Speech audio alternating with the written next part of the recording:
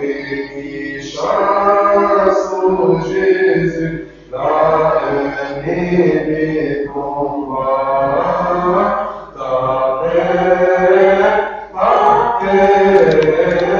Jésus ne me quitte jamais, ta paix,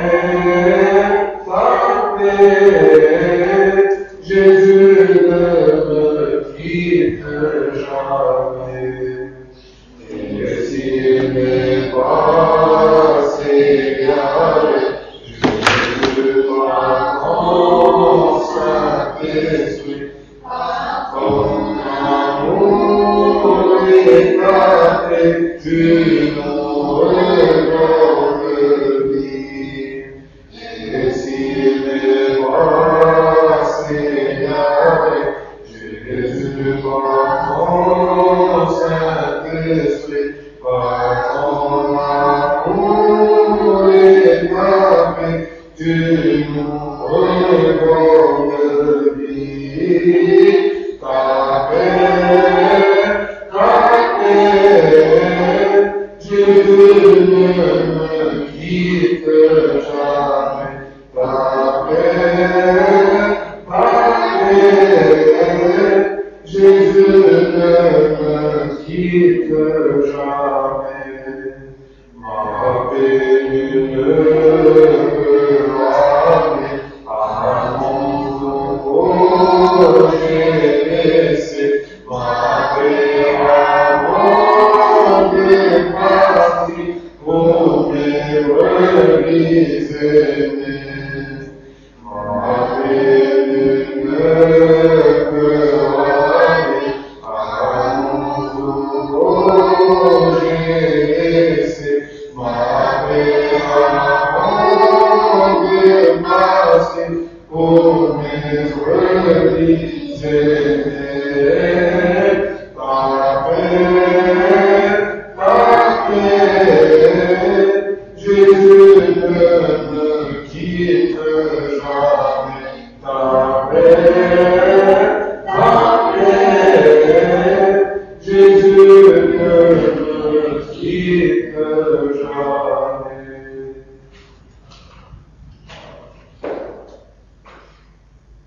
Bien. On va voir Pierre, l'évangile, d'accord? Combien de frères? Deuxième frère, troisième, d'accord? Marie, tu choisis le saut, d'accord? On choisit le plus changeant facile. En 119.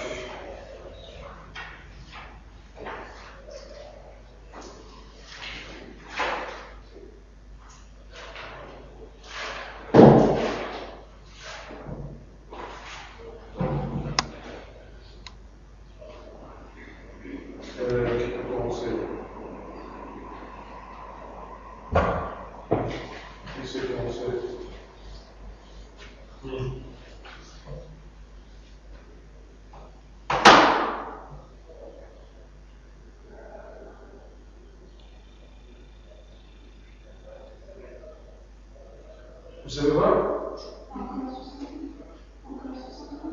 Ben, je ne sais pas comment, qui peut dire De ta frangeur rose, tes cheveux épais, pour toutes mes fautes qui t'ont crucifié, que mes larmes apaisent un peu ta douleur, de son cœur j'embaume ton corps abondeur. Je t'offre ma vie, tout mon repentir, avec les fautes, pour ne plus souffrir. Vois donc ma faiblesse, soutiens-moi toujours, et ta paix je cherche, car le temps est court. De parfum rose, tes cheveux épais, pour toutes mes fautes qui t'ont crucifié, que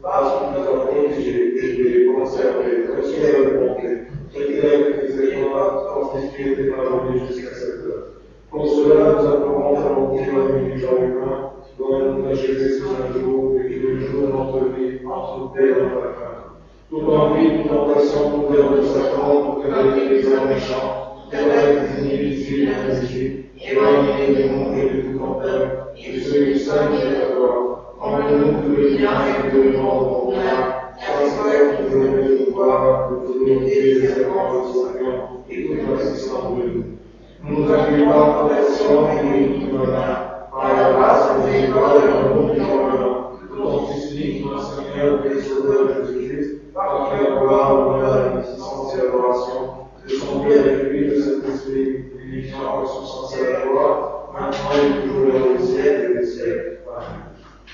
Pitié pour moi, mon Dieu, en ton amour, selon ta grande miséricorde, efface mon péché. Lave-moi tout entier de ma faute, purifie-moi de mon offense. Oui, je connais mon péché, ma faute est toujours devant moi. Contre toi, au seuil, j'ai péché. Si tu m'as accusé, je l'ai fait. Ainsi tu peux parler mon Dieu de justice. Elle me juge mon père avec toi. Moi, je suis dans la faute. Je t'ai péché avec le sang de ma mère. Tu veux pour moi la vérité. Dans le secret, tu m'apprends la sagesse. Purifie-moi avec les autres que j'avais vu. Lave-moi sexuellement plus que la neige. Dès que j'entends des choses de la terre, le mensonge des autres qui croyaient. Et de ton papa de mes fautes, enlève mes péchés. Fais-moi un cœur pur, mon Dieu. Renouvelle un cœur profond devant mon esprit. Ne me chasse pas de ta face, ne me rends pas de l'esprit saint. Rends-moi la joie de te sauver, que l'esprit qui me soutienne. Ô pécheur, enseigne avec joie, garde-moi de mon temps délivré. Libère-moi du sang versé, Dieu mon Dieu sauveur, qui m'a déclarera ta justice. Seigneur, ouvre mes lèvres, et mon bouche proclamera ta louange. Je lève un sacrifice sur le pas, je n'accepte pas de l'holocauste. Le sacrifice qui plaît à Dieu, c'est un esprit brisé. Je repose pas mon Dieu, le cœur brisé de moi.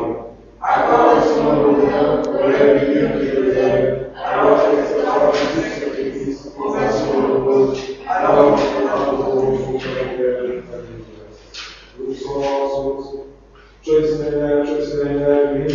pour la 11e jour du nouveau qui s'entend, que Dieu nous supplante de nos rêves nos péchés.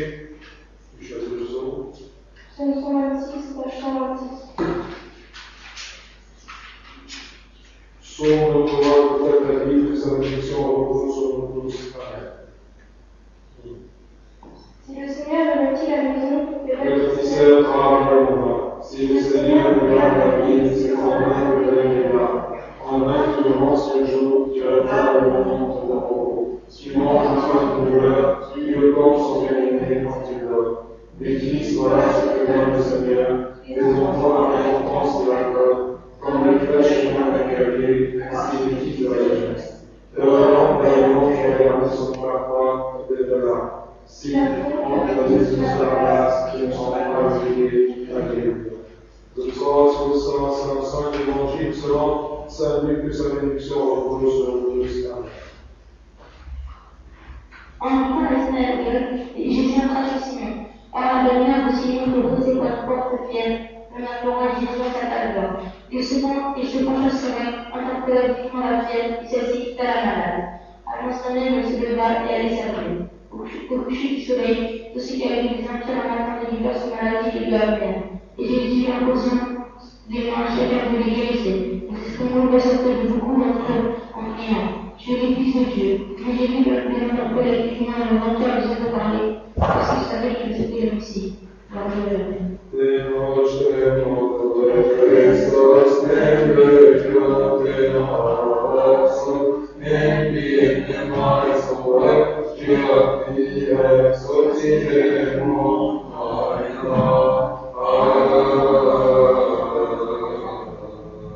Si le juste ne serait que grande peine, que deviendrait pour le pécheur?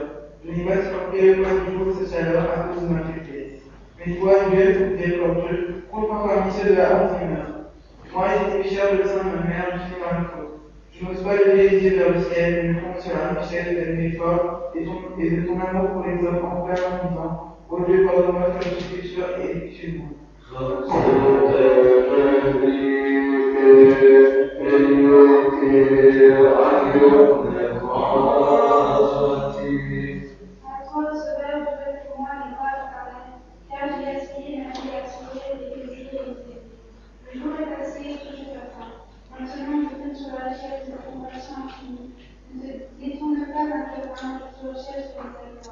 Voici que je crie à toi, Seigneur, avec humilité en disant, Père, j'ai péché contre le ciel et contre toi.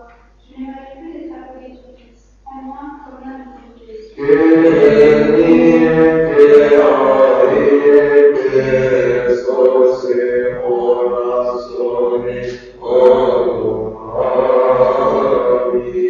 Avec soin et diligence, j'ai commis toute transgression. Avec désir et énergie, j'ai péché. J'ai mérité le châtiment et le jugement.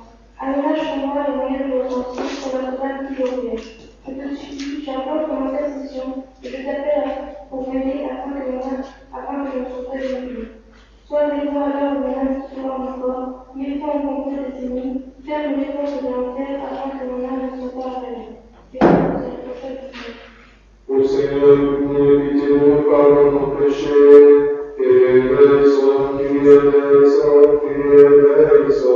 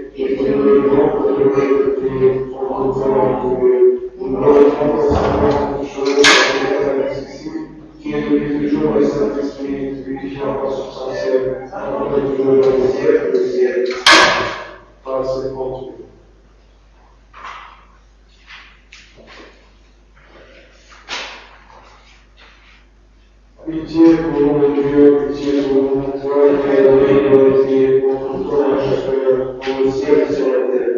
Ô Christ, nous te demandons pour ta patience et les fervents pauvres, toi qui es le juste et le pitié de chaque notre Dieu auprès de lui. Tu ne parles pas de pécheurs qui doivent bien être avec nous. Tu appelles tout le monde à salut pour bénéficier de la promesse de liberté avec nous. Ô Seigneur, reçois nos mortifications, en cette heure de terre. Facilite notre vie pour que nous pouvoir agir selon tes commandements, sanctifie nos esprits, purifie nos corps, donne-nous de concevoir, corriger nos intentions, guéris-nous de nos péchés, délivre-nous de toute tristesse et de toute malheur, entre-nous de son ange, afin que nous soyons par la force, prodigés et guidés, ainsi également l'unité de la foi et la connaissance de la gloire d'ici, car tu es nous éternellement. Amen. Par les intercessions de la Vierge Marie, de tous les saints pour priorité de saints apôtres, et que tout Seigneur et tous sont qui en tous ensemble en disant, notre Père qui es aux cieux, que ton nom soit sanctifié, que ton nom vienne, ton nom soit fait sur la terre comme au ciel. Donne-nous aujourd'hui notre pain de ce jour, pardonne-nous nos offenses, en nous pardonnant aussi à celui de notre pensée, et ne soumets pas à la tentation, mais du mal. Par le Christ de notre Seigneur, grâce à toi, le Père et le roi, la puissance et la gloire éternelle. Nom du Père et du Fils et du Saint-Esprit.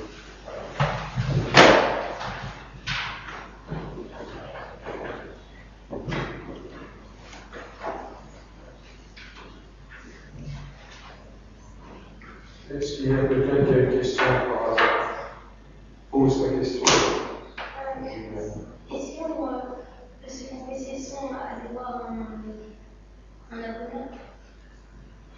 Est-ce qu'on peut se confesser sans aller voir un qui peut répondre? Ah, c'est facile de dire non, oui, pourquoi?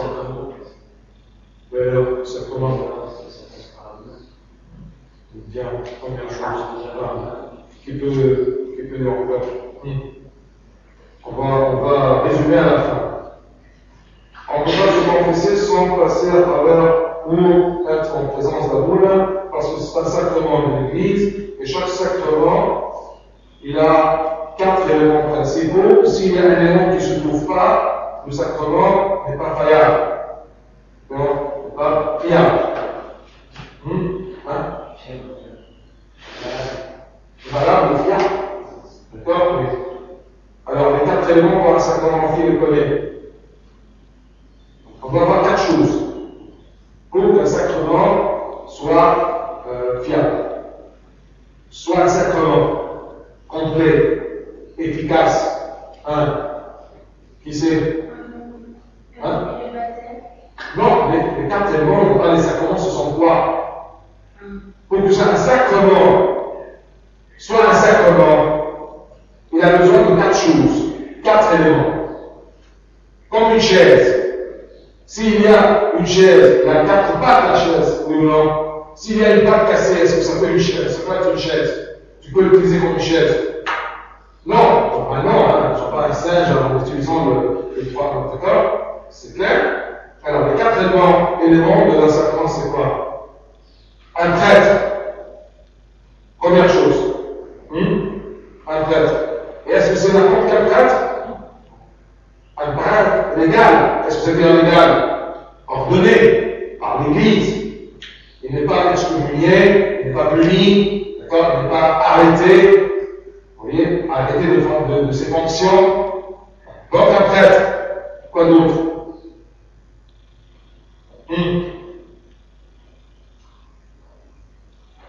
Bon, simplement, prenez n'importe quel sacrement dans la tête. Prière. À la mouna et des prières. Quel genre de prière? N'importe quelle prière. Alors, je vais chercher un prêtre et il dit n'importe quoi. Ou des prières de sa tête. Est-ce que le sacrement peut s'accomplir? Non. Alors, quel genre de prière?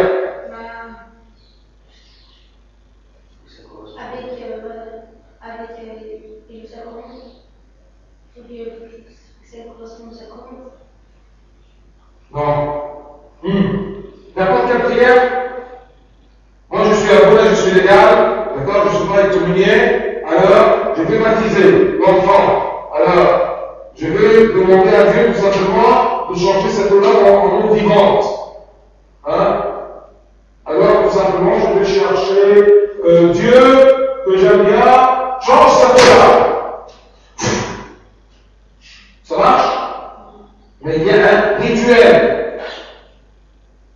Donc, des prières rituelles. Qu'est-ce que c'est des rituels? Imposés, reconnus par l'Église. D'accord? Donc, à la bouna, des prières. Comme la confession. À la fin de la confession, il y a des prières que je te fais. L'absolution, la prière de l'absolution, ce n'est pas de ma tête que je le fais. C'est un rituel d'une prière reconnue par l'Église. Qui a mis ces paroles? C'est les pères de l'Église au commencement. D'accord? Ce n'est pas chacun qui va faire une liturgie comme il veut ou un rituel comme il veut. Imagine-toi que la messe, par exemple, il n'y a pas cette liturgie qu'on a dans les bouquins, ce rituel-là, mais chacun des prêtres, d'accord, il peut dire des morceaux de prière comme il veut. Spontanément comme ça. Est-ce que ça marchera? Non. À la bouna, il y a pas encore.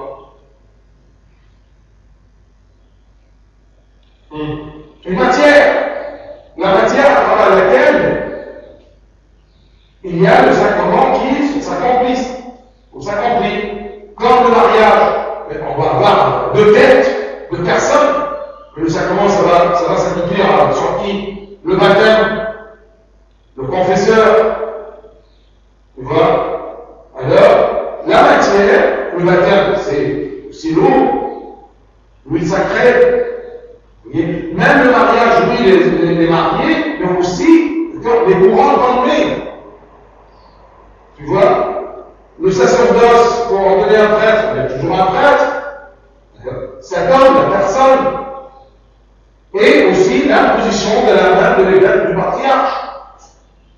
D'accord? Et le rituel. Et le prêtre, ou l'évêque, ou le patriarche, la régale. Légal. C'est clair? Donc, disons pour la personne ou la matière, d'accord? Comment dire, l'Eucharistie, quelle est la matière qu'on utilise? Réveillez-vous, le pain, le vin.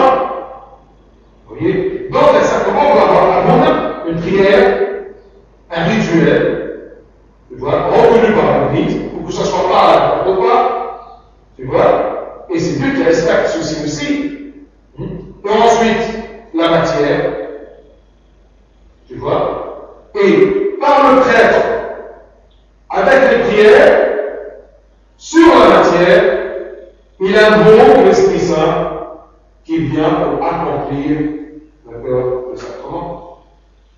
Alors, si on a le Saint-Esprit, mais sans le prêtre, sans le rituel, sans la personne de la matière, le Saint-Esprit ne va rien faire.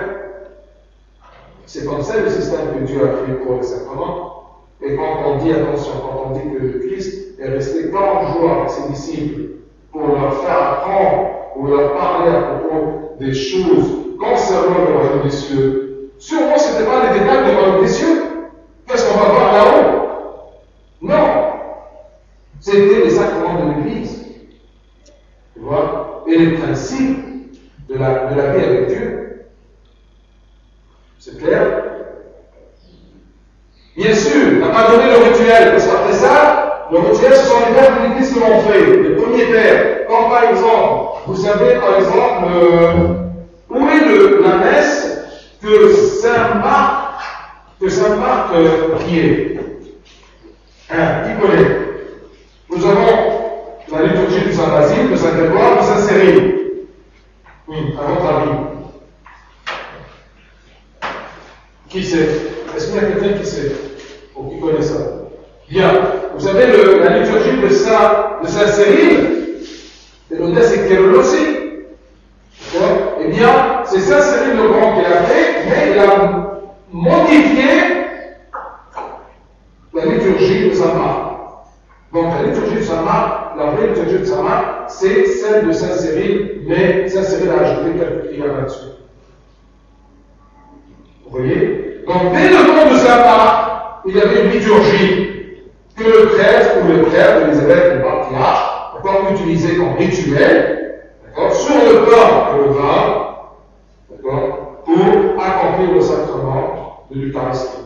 Et c'est l'Esprit Saint qui vient, d'accord, par l'invocation du prêtre à travers le rituel. Alors, la réponse à sa question, est-ce qu'on peut se confesser sans avoir un prêtre? Alors, pourquoi? Parce qu'on ne peut pas accomplir ce sacrement, d'accord, de repentir, de confession, sans cet élément-là d'un prêtre reconnu par l'Église, légal, qui n'est pas excommunié, qui n'est pas puni, qui n'est pas refusé de l'Église, pour qu'il accomplit, d'accord, le sacrement. C'est clair? Alors, tu peux tout simplement te confesser à Dieu. Est-ce que ça marche? Tu peux te mettre devant Dieu en lui disant, baptise-moi. Hein? Ça ne marche pas. Puisque ça ne marche pas là, ça ne marche pas aussi là, parce que c'est le système de Dieu. Ce n'est pas l'Église qui a institué les sacrements. Tu vois? C'est Dieu qui l'a institué à travers le sacrement. C'était transféré d'une génération à une autre. Depuis les apôtres en leur disant les choses concernant le royaume des cieux. Clair? Je me rappelle un jour, on a posé, parce que toujours il y a des sectes qui disent, mais pourquoi se confesser? D'accord? Se confesser tout simplement à un prêtre. Au moins, il y a un verset que Saint Paul dit, d'accord, que confessez-vous les uns aux autres. Donc c'est le principe qu'un homme se confesse à un autre.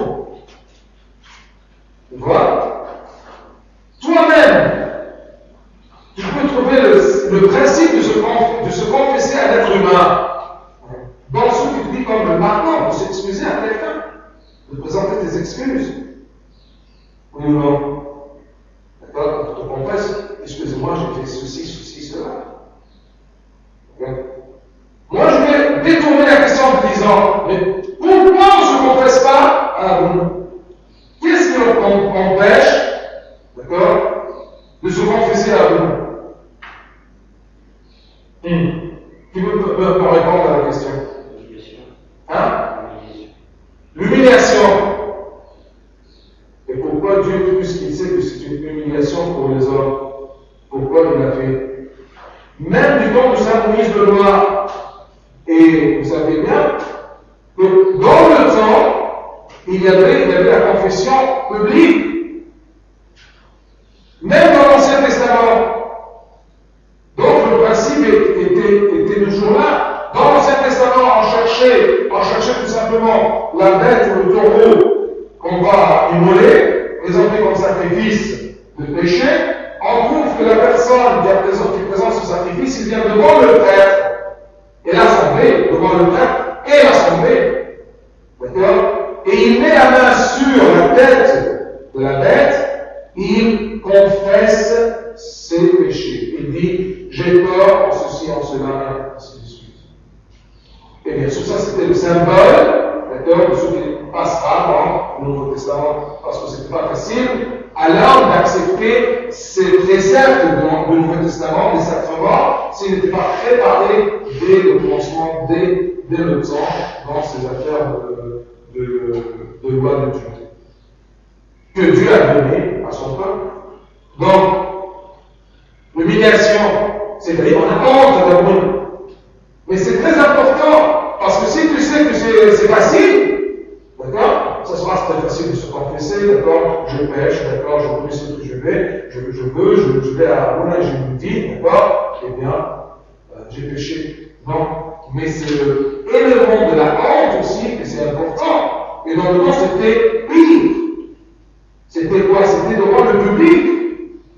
Parce que l'homme devrait savoir que l'avoir honte de l'homme, ce n'est pas aussi grave d'avoir honte devant Dieu le jour du jugement. Parce que Dieu nous a révélé dans sa vie que le jour du jugement, tous nos actes seront révélés devant les autres esprits. Ce ne sera pas des hommes qui sont là. Vous voyez? Donc, à votre avis, quel est le plus pénible pour l'homme? Ce qu'on fait aujourd'hui, en privé, entre toi et ton père spirituel, ou devant les gens, ou devant Dieu et toute l'humanité. Tu vois?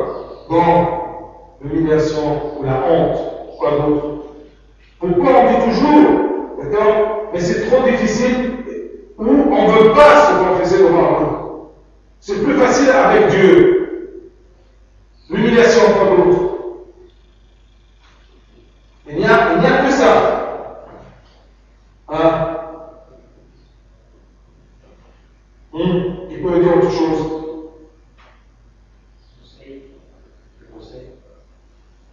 C'est ce qui m'empêche?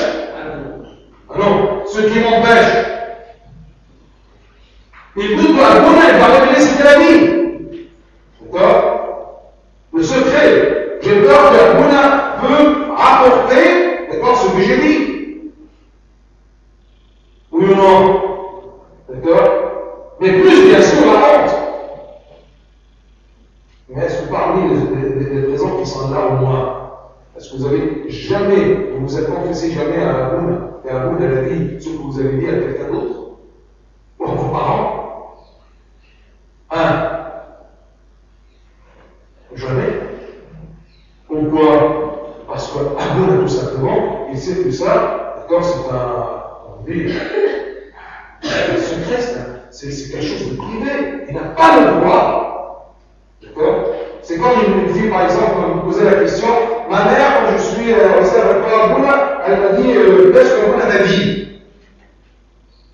Est-ce que j'ai le droit de lui dire? Ou j'ai le droit de ne pas lui dire? Je dis, non. Tu n'as pas le droit de le dire, parce que ça c'est quelque chose, un simplement entre toi et Dieu et Amouna. La mère n'a pas le droit. Je lui dis tout simplement, quand ta mère te demande ceci, dis oui, va demander à Amouna lui-même. Elle n'osera Pourquoi? Parce que c'est illégal. D'accord? C'est autre chose que je vois et devant les gens, Monsieur Julien, il fait toujours le clown. D'accord? Alors je dis à son père, écoute Julien, d'abord j'en ai marre. Tu dois lui tirer les oreilles, c'est autre chose. C'est pas ça comment. C'est pas un secret. C'est pas quelque chose qu'il m'a confié. Tu vois? Julien, par exemple, il passe entre les gens, d'accord, il embête les gens. Alors ça, c'est pas un secret. Ou non, sans me le dire même pour se confier à moi, d'accord, ça se voit. Alors je commence à dire à son père, attention, d'accord, il commence à embêter les gens. Alors ça, c'est autre chose. C'est clair? Et entre parenthèses, je ne le ferai pas. Parce que c'est mon affaire. Lui, c'est mon affaire. D'accord? Je veux bien aider la personne, je ne fais pas ce qu'il faut. D'accord? Même si je passe parfois, d'accord, que Julien et fait la piscine à l'église, mais ça ne fait rien. D'accord? Je lui donne quelque chose. D'accord? Donc la honte, méfiez-vous. La honte met dans ta tête, d'accord, que cette honte-là, ça ne vaut rien du tout devant la honte que ça sera si tu gardes tes péchés devant Dieu, devant toute l'humanité. N'aie pas peur, d'accord, ne perds pas la confiance, parce que c'est toujours Satan qui te demande de ne pas faire ça, il te fait douter de la fidélité d'Abouna, ou du secret avec Abouna, tout simplement pour t'empêcher de profiter de ce sacrement que Dieu a institué. D'accord? Comme par exemple la communion, non, tu n'arrives pas de prendre la communion. Alors, tu prends toi-même la décision, tu t'empêches toi-même de prendre la communion. C'est pas ton affaire, c'est l'affaire de ton père confesseur. C'est lui qui te dit pas la communion, non? Comment il a appris quoi? Après ta confession et sa connaissance à propos de ton âme, de ton esprit. Vous voyez? Et c'est pour ça qu'on appelle le père spirituel. Ce n'est pas un tuteur, d'accord? Ce n'est pas un professeur.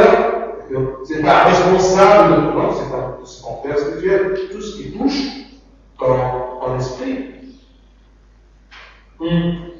Quoi d'autre? Qu'est-ce qui m'empêche de se confesser à la Dieu? La honte? J'ai peur qu'il rapporte ce que j'ai dit. Quoi d'autre? La peur d'être jugé. Qui a dit ça? Bravo. Bravo. Et c'est même parfois pire que la honte. C'est quoi? Comment je dis ça à vous, mais qu'est-ce qu'il va penser de moi? Pour vous répondre à ce point, c'est comme exactement si vous êtes malade, d'accord? Vous avez mal à l'estomac, d'accord? Et le blanc de votre bouche est insupportable. C'est dégoûtant. Tu vas respirer plein de temps. Alors tu vas chez le médecin, bonjour monsieur le docteur, bonjour. Hein? Qu'est-ce qui ne va pas? Ah non, tout va bien. Ou tu lui dis, j'ai mal ici. Et tu essaies de t'éloigner du docteur pour qu'il ne sente pas l'odeur de ta bouche. Ouais. Comment il va me regarder? Mais c'est dégoûtant. Mais comment le docteur va penser? Tu crois que le docteur qui arrive dans son cabinet, il attend le malade rentre et lui dit des choses super, mais sûrement ils vont dire des choses très dégoûtantes, des maladies, des faiblesses. D'accord? Alors, si le docteur va juger son malade à cause de sa faiblesse, est-ce que c'est un médecin? Hein? Ça ne marche pas. Et imaginez-vous que le malade en rentrant, il dit, mais qu'est-ce que le médecin va dire de moi? De toi. Mais il est médecin, mais il sait toutes les maladies. Vous voyez? Il n'attend que un malade avec ses maladies. Le père spirituel n'attend qu'une personne, d'accord, bien sous-chargée de ses faiblesses. Et qu'est-ce qu'il a dans une faiblesse qui n'est pas honteuse? Toutes les faiblesses sont honteuses. D'accord? Alors, à ton avis, avant quand tu vas venir pour te confesser, il va s'attendre à dire quoi? Hein? Que je suis trompeur, je suis parfait. Qu'est-ce que tu fais? Attention, Père. Ça paraît, ça paraît. Hein? Vous voyez? Donc la honte entrer et d'être jugé par un homme. Ce qui n'est pas juste, ce qui n'est pas vrai, ça c'est un piège de Satan, voyez, et de la pensée et de l'orgueil de l'homme qui l'empêche de profiter de ce sacrement qui a été institué par Dieu. C'est clair? Donc la réponse de ta question, c'est clair? Bien. Qui n'est pas d'accord? Alors, une fois, on a posé la question, je crois, à Moussa, en lui disant, mais pourquoi je ne me confesse pas directement à Dieu? Il lui a dit, bien, si tu veux te confesser directement à Dieu, confesse-toi directement et demande-lui directement de te donner la communion. Puisque la confession, ça peut être un lien entre l'homme et Dieu. Alors, tout simplement, demande-lui qu'il soit en toi et qu'il donne la communion. Qu'il demeure en toi et pas en lui, c'est terminé, c'est pas la peine des sacrements. Ce n'est pas l'homme qui a institué les sacrements, ce ne sont pas les hommes de l'Église qui ont institué les sacrements de l'Église, mais c'est Dieu. Que ce soit clair et enraciné dans votre cœur, pour que vous n'ayez pas le doute, comme beaucoup de gens, qui refusent les sacrements de l'Église, parce que tout simplement, ils ont fait des idées. D'accord? Autre question?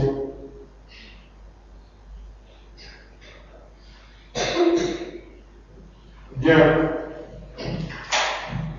On continue un peu dans le credo. On va voir jusqu'où nous sommes arrêtés. Nous sommes arrêtés jusqu'à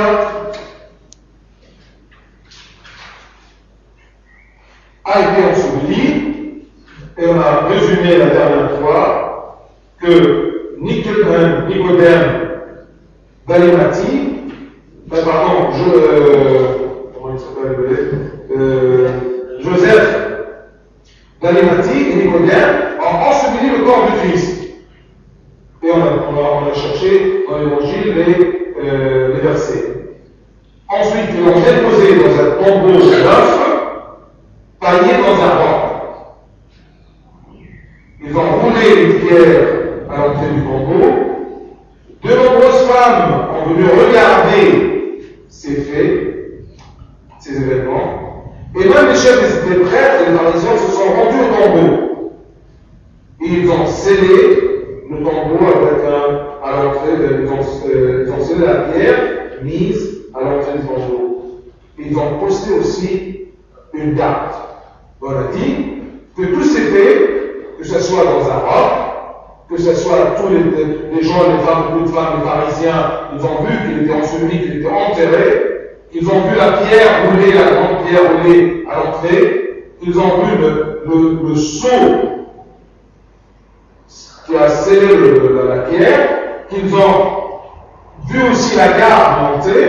Tous étaient là en contribué à prouver la résurrection du Christ. Ce n'était pas tout simplement un vol de son corps, parce que les disciples simples ne peuvent pas venir le soir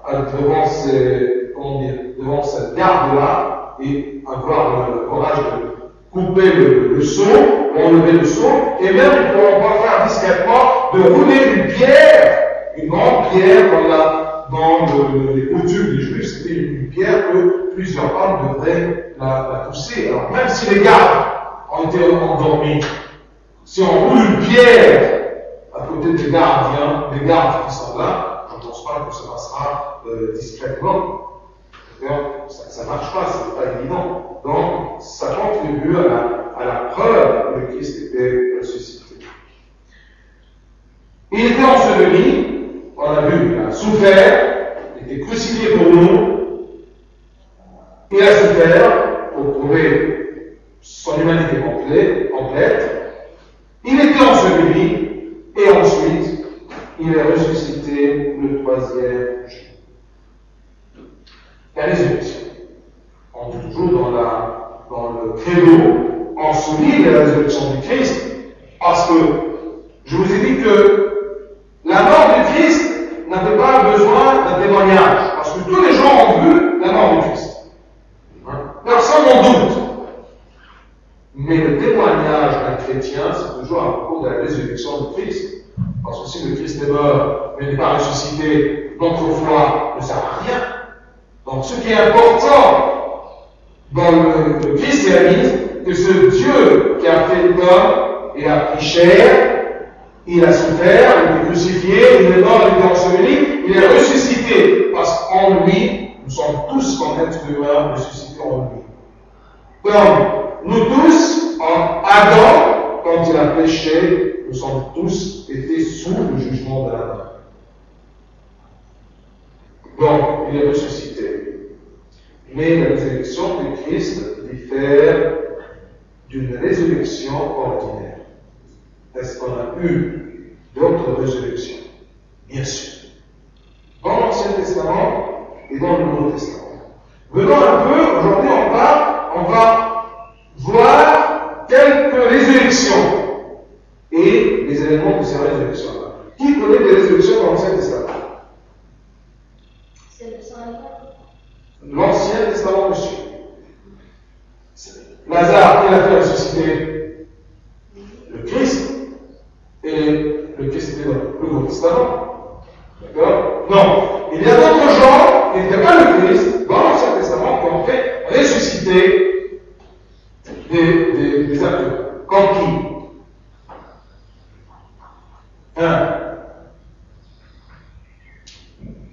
Bien, on va voir. Retenez bien. Élie, c'était un quoi? Un prophète. D'accord? Alors, Élie a fait ressusciter quelqu'un qui. C'est un fils. D'accord? Un fils de qui? Sa mère était quoi? Bien, retenons ça. Élie a ressuscité le fils de la veuve, une veuve qui avait un enfant, un seul enfant, et cette veuve-là, on appelait qu'elle vient de Sélepta. C'est un endroit. Donc, Élie a fait ressusciter le fils de la veuve. Même si tu oublies l'endroit, ne sert pas. On va voir ça, par exemple, dans le livre des rois, premier livre des rois, chapitre 17. Quand on dit le livre des rois, c'est-à-dire quoi? C'est-à-dire le livre qui était là-dedans, c'est-à-dire les chapitres, d'accord, des rois. On appelle ces parties qui sont dans l'Ancien Testament le livre de la Genèse, le livre, d'accord, de l'Exode, le livre des rois. Mais il y en a deux. Alors, le premier livre des rois. Deuxième livre des rois. Alors, c'est le premier livre des rois.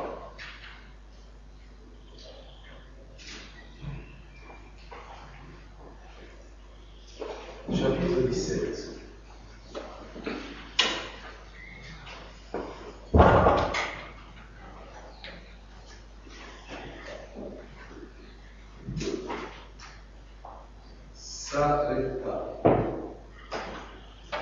Bien. Nous sommes avec quel prophète? Élie, qui va faire ressusciter le fils d'une veuve, Sarepta, la veuve de Sarepta. Ce n'est pas un homme, Sarepta, c'est un endroit. Donc, alors la parole de l'Éternel lui fut adressée en ces mots. Adressée à qui? Élie. Lève-toi, va à Sarepta. Donc Sarepta, c'est un lieu où elle vivait le veuve. Je répète pour que ça soit dans votre tête un peu. Alors la parole de l'Éternel lui fut adressée en ces mots. Lève-toi, va à Sarepta, qui appartient à Sidon, et demeure là. Voici, j'ai ordonné à une femme veuve de te nourrir. Il se leva et il alla à Sarepta. Donc, ce prophète-là, il est très obéissant. Vous voyez? Il est très obéissant. Dieu lui parlait. Comment Dieu parlait au prophète? Tu peux me le dire.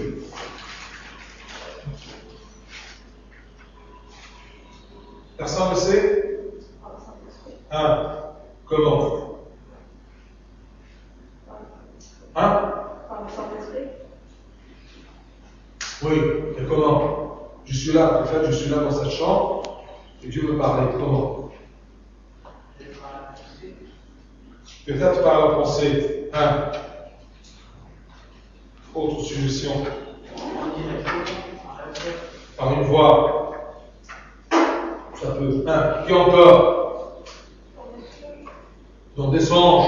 Hein? Quoi d'autre?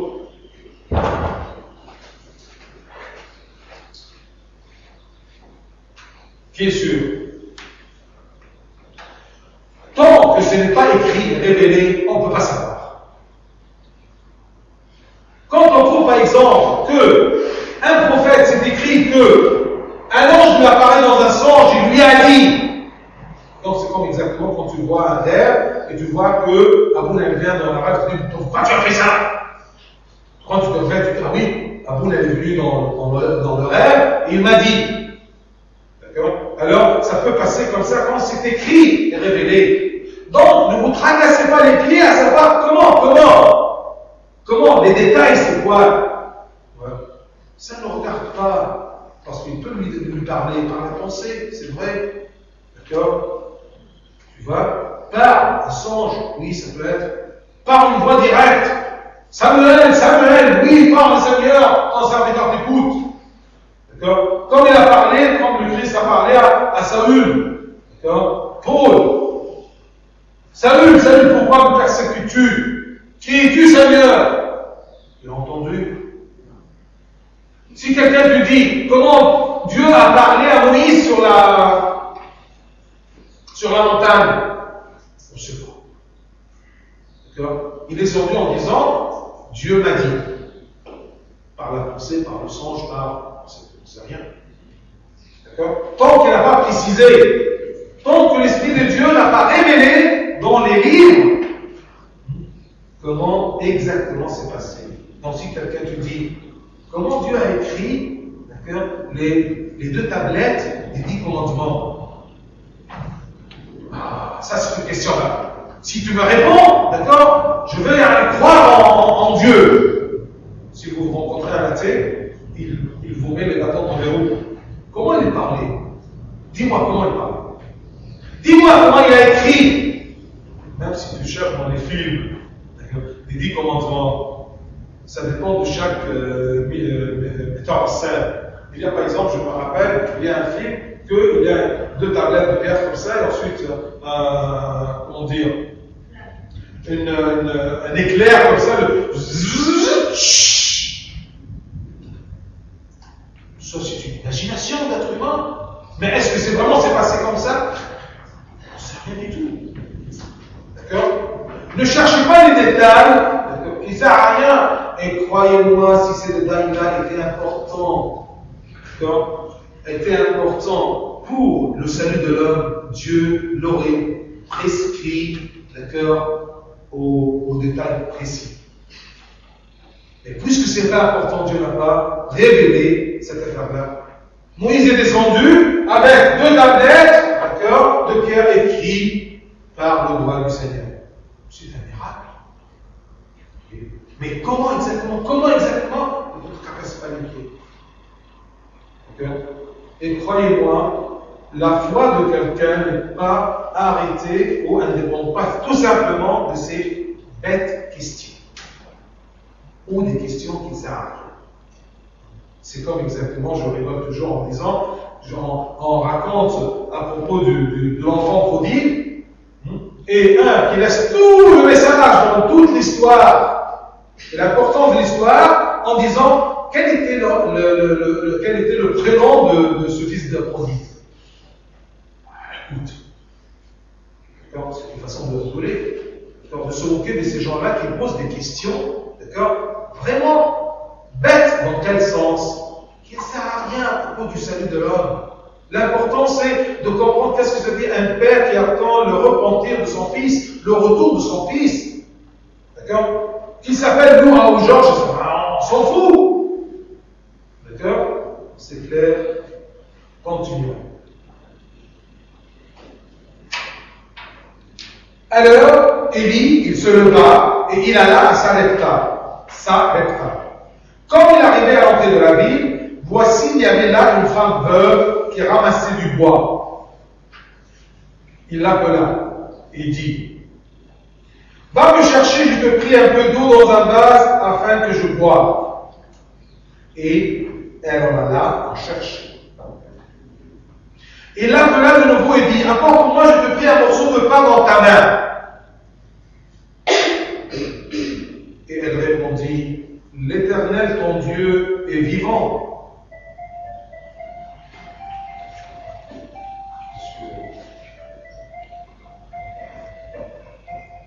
Allô?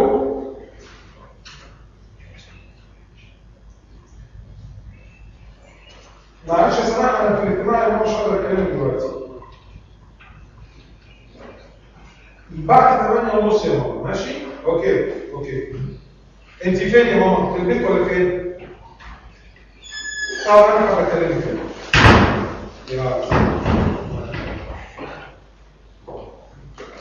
Désolé parce que c'était un peu la classe, alors je le fais de fond. Je la trouve. Bien. Alors, comme il est arrivé à l'entrée de la ville, il a trouvé cette femme-là. Mais attention, quand Dieu envoie le prophète pour faire des choses, accomplir une tâche, il lui prépare, il lui révèle, tu vas rencontrer telle et telle chose.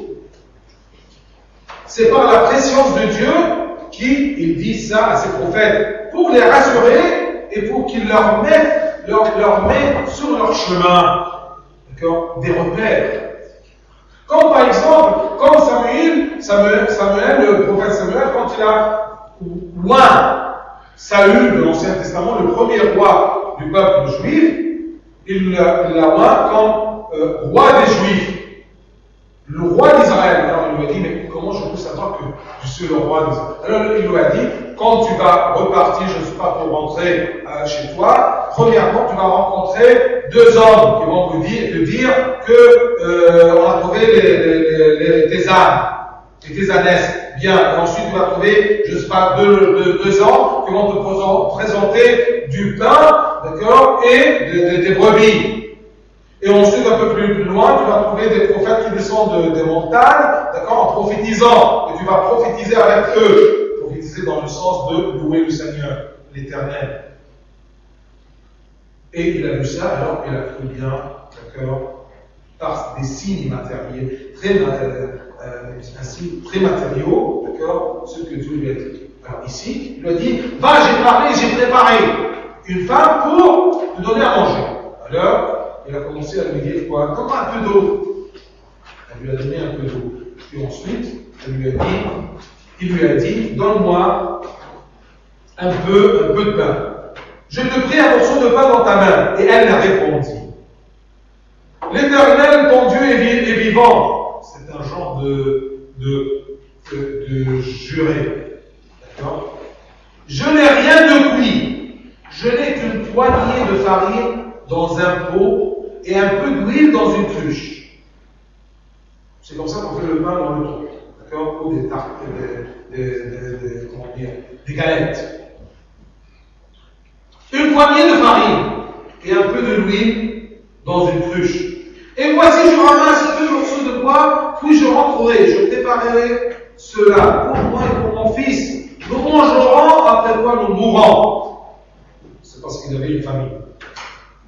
Alors Dieu veut révéler aux prophètes et nous révéler, nous aussi après des siècles et des siècles, que Dieu, c'est lui qui prend garde de ses enfants. Même s'il y a une famille, même s'il y a des problèmes, si Dieu est là, d'accord, il peut protéger ses enfants. Nous mangerons, après quoi nous mourrons. Il lui dit, ne crains point, rentre, fais comme tu as dit. Seulement, prépare-moi d'abord avec cela un petit gâteau et tu me l'apporteras. Tu en feras ensuite pour toi et pour ton fils. C'est pas évident. Oui, je sais bien que l'Éternel, ton Dieu, c'est-à-dire, elle a su cette femme-là, que ça c'est le prophète Élie, parce que dans le temps, on connaissait très bien les prophètes. D'accord? C'est comme par exemple, si nous sommes maintenant là, d'accord, et le pape Chelou rentre, j'espère que tous vous connaissez le pape Chelou, d'accord? Même si tu ne l'as jamais vu, D'accord? Tu vas le voir, tu vas dire oui, c'est autre chose. D'accord? Ce n'est pas évident ce que Dieu lui dit. Élie. Mais Élie a précisé quelque chose. Car ainsi parle l'Éternel, le Dieu d'Israël. Ah, il a reçu une révélation. Il va dire à cette femme, à cette veuve, mais cette veuve, elle n'est pas n'importe qui. C'est une femme très croyante.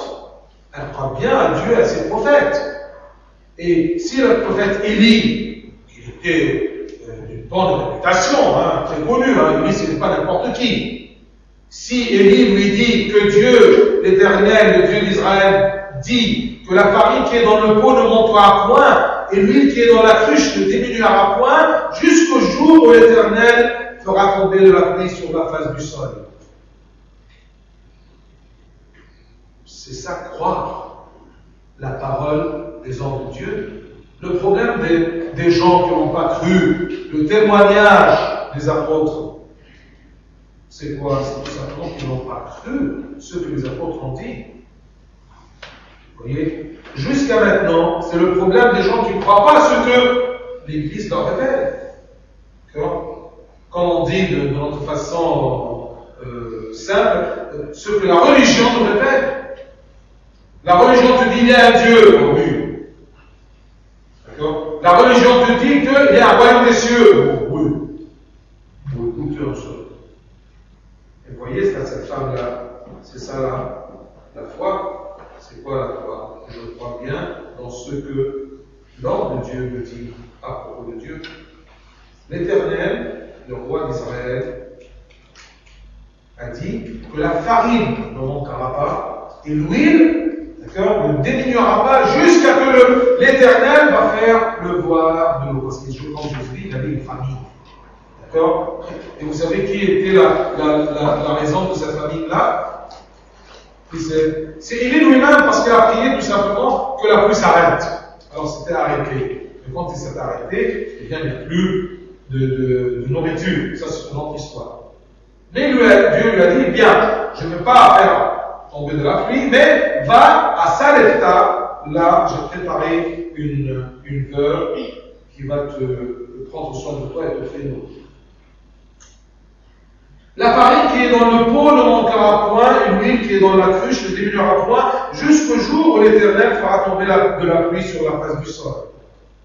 Elle alla, et elle fit selon la parole d'Élie. Pourquoi on utilise toujours le passé simple ici? Qui sait? Elle alla. Parce que c'est rapidement. D'accord? C'est précis. Il n'y a rien d'hésitation là-dedans. Vous voyez?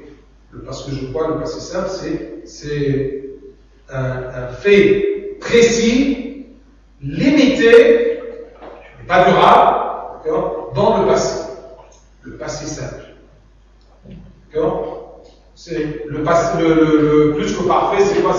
C'est un acte, c'est un peu la grammaire française, si je ne me trompe pas. C'est un acte durable dans le passé. D'accord? Le passé simple, ou le passé composé, c'est un fait un peu plus durable que le passé simple, mais moins que l'imparfait. C'est comme par exemple, je mangeais, c'est-à-dire j'ai pris le temps de manger. Que j'ai mangé, c'est-à-dire quelque chose qui est terminé. Dans un temps précis. Le passé simple, c'est aucune hésitation, c'est plus si je ne me trompe pas. D'accord? Qui peut me rectifier? Ah, vous êtes pire que moi. Alors, on continue. Je vais vous dire tout simplement qu'il n'y a pas d'hésitation. La femme, le prophète lui a dit ça, elle a fait ceci. Et attention, c'est quelque chose de très critique. On lui dit, Dieu a dit, fais-moi un gâteau d'abord, durant une famille, ensuite toi et ton fils. C'est une question de mort et vie. C'est pas par exemple, passe-moi 1 euro et toi tu en as 100 euros. Non. D'accord? C'est une poignée de farine, un peu d'huile. Je mange ça et je meurs. Alors, Élie vient et lui dit, c'est comme par exemple, toi tu n'as rien à manger qu'un petit sandwich, et après il tombe sur la tête, d'accord? Il dit, écoute, donne-moi la moitié. Et tu seras rassasié par l'autre moitié. Ah oui, là je te crois bien, mais prendre, c'est difficile, hein, mais elle l'a fait rapidement, directement. C'est ça la croyance, c'est la sûreté. Quand je suis sûr. Anna et elle fit selon la parole d'Élie. Et pendant longtemps, elle eut de quoi manger. Elle et sa famille aussi bien qu'Élie. La farine qui était dans le pot ne manqua point, et l'huile qui était dans la cruche ne diminua point. Cela en la parole que l'Éternel avait prononcée par Élie. On parle à propos de la résurrection. Où est là la résurrection? Ça arrive. Après ces choses, le fils de la femme, maîtresse de la maison, devint malade, et sa maladie fut si violente qu'il ne resta plus en lui de respiration. Cette femme dit alors à Élie, qu'y a-t-il entre moi et toi, homme de Dieu? Es-tu venu chez moi pour rappeler le souvenir de mon iniquité et pour faire mourir mon fils? Il lui répondit, donne-moi ton fils. Et il le prit du sein de la femme, le monta dans la chambre haute où il demeurait, et il le coucha sur son lit. Puis il invoqua l'Éternel et dit, Éternel mon Dieu, est-ce que tu affligerais au point de faire mourir son fils, même cette veuve chez qui j'ai été reçu comme un hôte? Et il s'étendit 3 fois sur l'enfant, invoquant l'Éternel, et dit, Éternel mon Dieu, je t'en prie que l'âme de cet enfant revienne en dedans de lui. L'Éternel écouta la voix d'Élie, et l'âme de l'enfant revint en dedans de lui. Et il fut rendu à la vie. Élie prit l'enfant, le descendit de la chambre haute dans la maison, et le donna à sa mère, et il dit, vois, ton fils est vivant. Et la femme dit à Élie, je reconnais maintenant que tu es un homme de Dieu, et que la parole de l'Éternel dans ta bouche est vérité. Ça, c'est une résurrection dans l'Ancien Testament. Et au moins aujourd'hui, on a appris que Élie, le prophète, a fait ressusciter. Mais attention, pas par sa force, mais en invoquant le Seigneur. On cherche toujours ceci pour comparer la résurrection citée dans l'Ancien Testament et le Nouveau Testament et la résurrection du Christ. Parce que dans le credo, on dit il est ressuscité le 3e jour. Et on dit que cette résurrection du Christ n'est pas du même genre de toutes les résurrections qu'on a entendu parler dans l'Ancien Testament et le Nouveau Testament. On va commencer par la résurrection d'Élie. Je veux bien que vous pensez un peu à cette histoire, ce que Dieu fait avec ses prophètes, ses hommes, d'accord, avec ses fidèles, comment il agit. C'est deuxième livre des rois. Premier livre des rois, chapitre 17. Retenez ça. Celui et celle qui ont l'évangile de la Bible chez eux, lisez aujourd'hui, d'accord, chapitre 17 du premier livre des rois. Est-ce qu'il y a des questions? Moi, j'en ai une question. Pourquoi vous venez en retard, malgré que vous n'avez pas d'école ni de responsabilité maintenant? Est-ce que quelqu'un peut me répondre?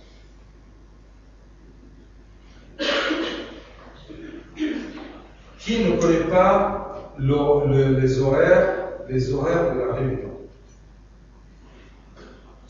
Alors, ceux ou celles qui sont venus en retard, qui me disent quelle est l'heure de la réunion. Ah, messieurs, dis parce que les autres ne connaissent pas. S'il te plaît, on va courageusement comme ça, d'accord? Parce que c'est pas le seul qui est venu en retard, d'accord? Il y en a quelques-uns et quelques-uns qui sont venus juste avant toi. Alors, ça commence à quelle heure? 6h30. Pardon? 6h30. Hein, les filles, ça commence à quelle heure? 6h30. Merci. Et ça se termine à quelle heure? 8h30. Merci. Et du 16h30 jusqu'à 7h, on fait la prière, on fait les chants. Pourquoi on fait les chants? Parce que croyez-moi, ce n'est pas pour vous embêter ou vous embêter comme ça, non. Il y a un but dans les chants avant de commencer de prier. Parce que de 7h jusqu'à 7h15, on fait la prière. Écoutez, c'est une chance pour vous maintenant. qu'on apprend ensemble à prier. Et avant de prier, on doit se préparer. On ne peut pas venir du train, de toute la discussion que vous faisiez entre vous-même, et tout d'un coup, vous rentrez, ou vous commencez à prier si vous rentrez durant la prière, ou durant Abou Nalipar, vous rentrez, d'accord, et vous changez le switch, votre bouton en disant, oui, maintenant on écoute tac. Ça. Merci. C'est pour cela que nous, comme être humain, on doit se préparer, on doit se calmer, parce que là, le chant, c'est quelque chose de calme. D'accord? Et on se prépare pour la prière. Et une fois qu'on a prié, on peut commencer à écouter quelque chose qui concerne Dieu et la religion. C'est clair? Je me rappelle bien, il y a des années, quand on a commencé avec une génération avant vous, de commencer à prier dans la prière, c'était très dur pour moi et pour les jeunes. On rigolait, ils avaient honte de prier, d'accord, pour se mettre debout l'une à côté de l'autre, d'accord, tout simplement pour prier, c'était trop difficile. Mais maintenant, vous ratez cette occasion. Moi, je suis sûr que l'autre génération avant vous, qui a appris à travers la réunion de prier, d'accord, ils ont profité pour toute leur vie. Et si vous ratez maintenant cette occasion qui est devant vous, vous venez à l'église, bien profitez. Mais si vous rentrez à 8h10, ça sert à quoi? Sans compte. Est-ce qu'il y a des questions autres que la mienne? Bien, j'espère que 6h30, d'accord, la prochaine fois, vous venez, surtout pour nous sommes en vacances. Est-ce que vous avez vu une fois que vous êtes venu à 6h30, vous n'avez pas trouvé à bon? Est-ce qu'on doit raconter même que quelqu'un est venu et n'a pas trouvé à bon? Bien, allez, on fait la prière. Page 47.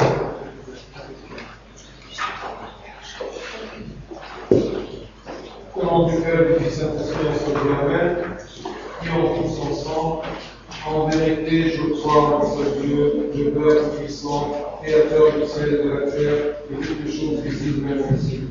Je crois en ce Seigneur Jésus-Christ, la Fils de Dieu, du Père au ciel, lumière et de la lumière, et Dieu et du vrai Dieu, engendré au papier, en substantiel Père, en équité, qui donne les hommes pour salut et descend du ciel, par l'Esprit Saint, la chair de la vraie journée et des temps, et la crucifixion de